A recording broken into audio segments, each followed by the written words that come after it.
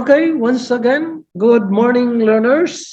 Welcome back to our educational channel, Mat Pinadali. But before we proceed, may I request everyone to please subscribe and click the bell button para lagi kayong updated sa lahat ng mga lessons na aking i-upload. Thank you. Okay, let's discuss our lesson for today, learners. So today we're going to discuss about place value and the place value of a number. So the place value and value. So again, this is for grade 2 Math Pinadali. So before we proceed, let us read first the objectives, yung layunin. So layunin nito ay naibibigay ang place value at value ng tatlong tambilang.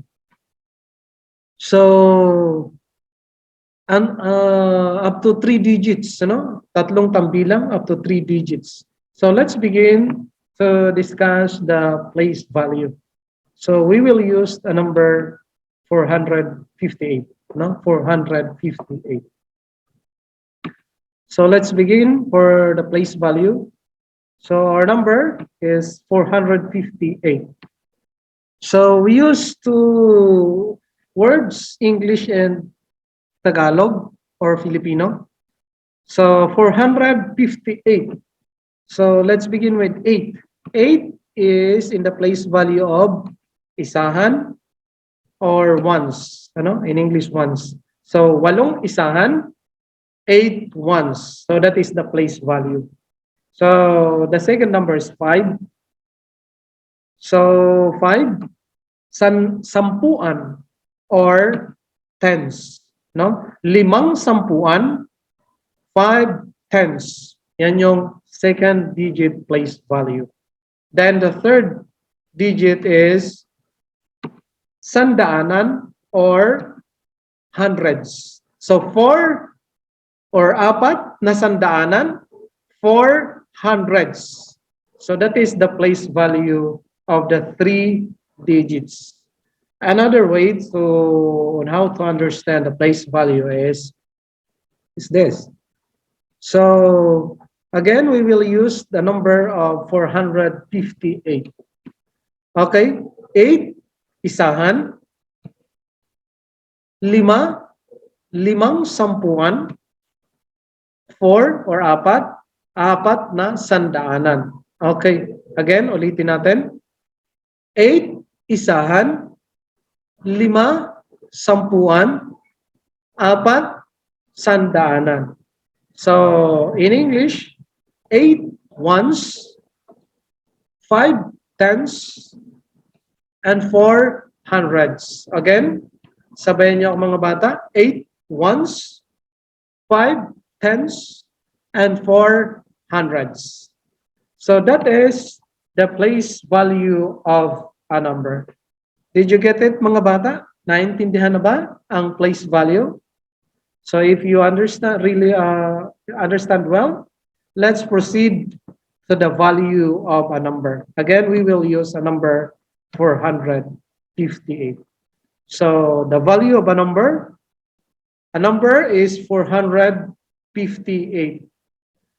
So since we don't have a word of a number, but you heard how to read the number 458. So again, I will read the number 458. So the value of the number can find immediately the word itself in reading the number 458. So let's see the value.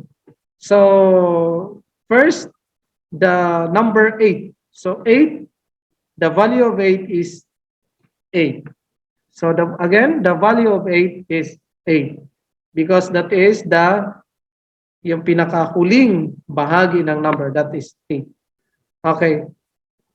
The next number is 5. So 458. So 58, di ba? 50. So that's why the value of 5 is 50. Ayan, 50. Because 58. Yan. The third one is 4. So in reading it, 400, 458. So 400, 400. So 400. So that's why the value of 4 is 400 because it is in the third digit, 400. So to read it, 400, then 50, and then 8. So 458. So that is the value of the number. Again, we will have another option on how to understand the value of the number. So again, our number is 458. So this is how to understand again the value.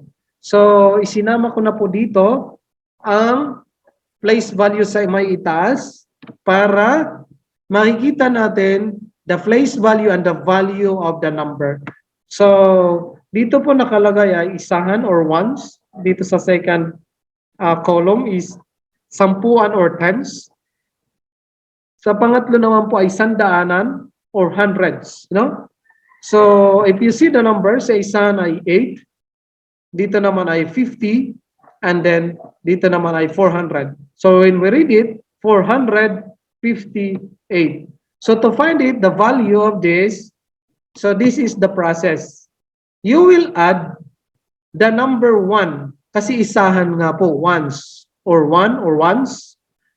So we will add one number with 8 numbers, 8 numbers. So let's count 1, 2, 3, 4, 5, 6, 7, 8. So when we add the 8, 1, the answer for that is 8. That's why isahan or 8 is the value of the 458. Then, dito naman po sa next number, yung 5, it will be read 50. And because the value of this is 50. The value of this is 50. So, if you see the sampuan, makikita mo sampuan or tens. So, the word tens or 10. So, that's why we add this number by 10. So, how many number? 5, 10. 5, 10. So, let's count. 1, 2, 3, 4, 5. So, we have 5, 10. So, when we add the 5, 10, the answer for that is 50, no? Then, the third one is sandaanan or hundreds. The word 100, so 100, so 100. So that's why we add 100 for 400, no? So let's count the 100, the 100. 1, 2, 3, 4. So apat na tigwa 100. So when we add yung apat na yon, the answer for that is 400. That's why the value is 400. So you get it, class? Very simple lang to find the place value and the value of the number. So now let's review from the place value and then the value. Okay, here. So makikita natin sa pinakataas ay isahan or ones. Next one is sampuan, tens.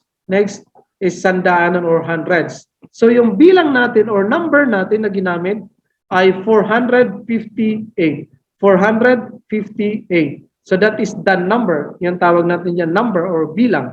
So the place value, ito naman yung place value. Makikita natin dito is 8, isahan. Then yung 5, sampuan. Then yung 4 is sandaanan. So that is in Filipino. In English, 8 ones, 5 tens, and 4 hundreds. Always remember, class, when reading or when making the place value, there will always be S at the end of the word. Kaya that's why 8 ones, 5 tens, and 4 hundreds. Okay, you get it, class? Next, proceed tayo sa value. So yung value naman, kung paano mo ito naririnig, basahin, siya rin po ang isusulat mo sa value. So 400. So 400. So write 400. So dito naman is 50. 50, you write 50. Kasi 450, or you write 50, then 8. So you write 8. So that's why when we read this, the value of 458.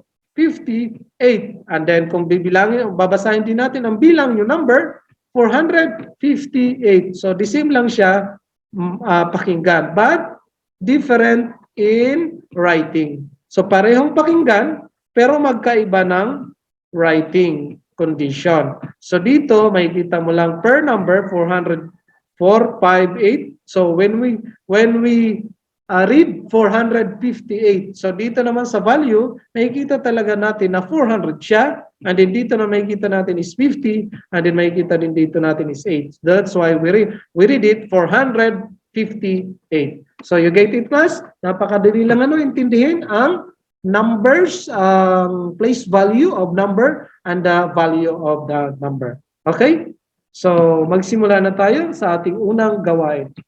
So ang ating panuto ay isulat ang mga tamang numero sa bawat patlang ng place value. So bigyan ko kayo ng 2 minutes to answer. Begin now.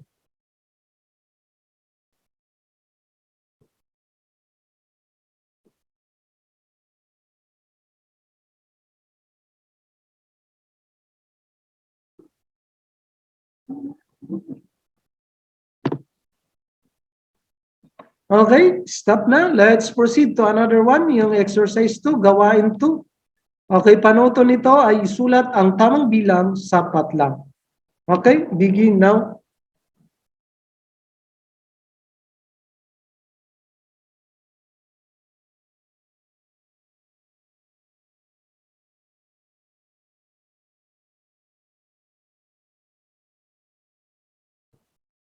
Okay, let's proceed sa pangatlong gawain. At ang panuto nito ay isulat ang mga numero sa kanilang place value. Okay, begin now.